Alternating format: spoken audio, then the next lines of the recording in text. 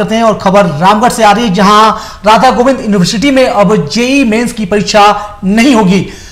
परीक्षा को रद्द कर दिया गया है। बता दें आपको कि राधा गोविंद विश्वविद्यालय में अब नहीं होगी जेईई मेंस की परीक्षा में गड़बड़ी की साजिश उजागर होने के बाद अब यह फैसला लिया गया है। टीसीएस ने मेल जारी करते हुए सेंटर में परीक्षा स्थगित होने की सूचना दी है। गड़बड़ी को लेकर जांच के घेरे में भी राधा गोविंद विश्वविद्यालय है। संस्थान के स्टाफ की मिलीभगत से कंप्यूटर की हेराफेरी हो रही थी। मामले में 3 लोगों की अब तक गिरफ्तारी हो चुकी है। साथ ही साथ 70 कंप्यूटर मॉनिटर जब्त किए गए हैं। 29 मार्च को कंप्यूटर लैब ब्लॉक सी में संदिग्ध गतिविधियों के बाद ये जो खेल है ये उजागर हुआ था, जिसके बाद पूरे मामले का खुलासा हुआ और एक तरह से सनसनी फैल गई। और उसके बाद जो परीक्षा को लेकर जो पूरी मशीनरी है विश्वविद्यालय की, उस पर सवाल उठा और अब कार्रवाई भी होने लगी है। बता दें आपको कि रामगढ़ थाने में 8 नामजद लोगों के साथ कई लोगों पर एफआईआर दर्ज हुई है और पुलिस भी अपनी कार्रवाई में जुट गई है। और पूरे मामले पर ज्यादा अपडेट के साथ हमारे रामगढ़ से सहयोगी अनुज कुमार फोन लाइन पर जुड़ चुके हैं।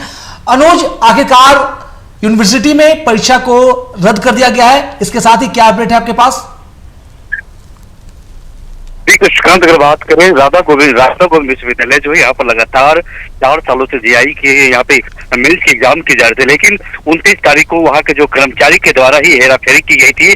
संडे के दिन जो होता है, बंद का दिन होता है, ऐसे में कंप्यूटर के साथ में छेड़छाड़ करना कहीं ना कहीं कई सवाल को खड़े करे। राधा गोविंद जो विश्वविद्यालय है, इसकी कार्यप्रणाली भी संदिग्ध देखी जा रही है। आज जो है टीचर्स के अधिकारियों के द्वारा वहां पर निरीक्षण भी किया गया। उसके बाद वहां पर जो एग्जाम 2 अप्रैल से लेकर 8 अप्रैल के बीच होना था, उसे रद्द कर दिया गया है। हालांकि इसकी ये क्लियर नहीं किया गया है कि 2 और 8 के बीच में कौन सी तिथि को जो एग्जाम थी उसे रद्द किया गया, लेकिन स्पष्ट आज प्रबंधन के द्वारा जो प्रेस वार्ता की गई है उसमें यह कहा गया कि कल जो 2 तारीख को एग्जाम होना था उसे रद्द कर दिया गया। 30 वहां से बात करें 29 तारीख को 70 कंप्यूटर को पुलिस प्रशासन के द्वारा जब्त किया गया है। जो टीचर से जुड़े हुए अधिकारी होते हैं, जो एग्जाम जेईई मेंस का जो एग्जाम लेते हैं, उससे जुड़े हुए जो अधिकारी थे, उनकी भी भूमिका यहाँ पर संदिग्ध देखी गई थी। उसके बाद आज जो है जी अनुज, पूरे मामले में 8 नामजद लोगों के खिलाफ एफआईआर हुई है। अब तक 3 लोगों की गिरफ्तारी हुई है। आगे किन किन पर शिकंजा कस सकता है, कौन कौन जांच के घेरे में है पुलिस के रडार पर, और वो कौन कौन से बड़े चेहरे हो सकते हैं शामिल जिसकी गिरफ्तारी तय मानी जा सकती है?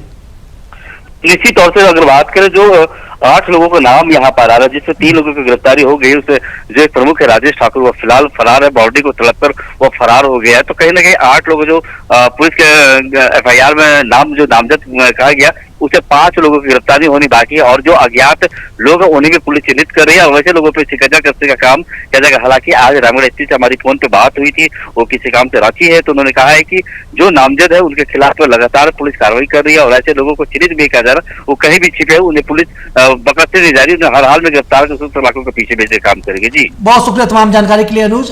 हम आपसे आगे भी अपडेट लेते रहेंगे। तो अनुज बता रहे थे कि इस तरह अब इस पूरे मामले को लेकर कार्रवाई भी शुरू हो गई है और पूरे मामले में कहीं न कहीं यूनिवर्सिटी प्रशासन भी सवालों के घेरे में है, जांच के घेरे में है।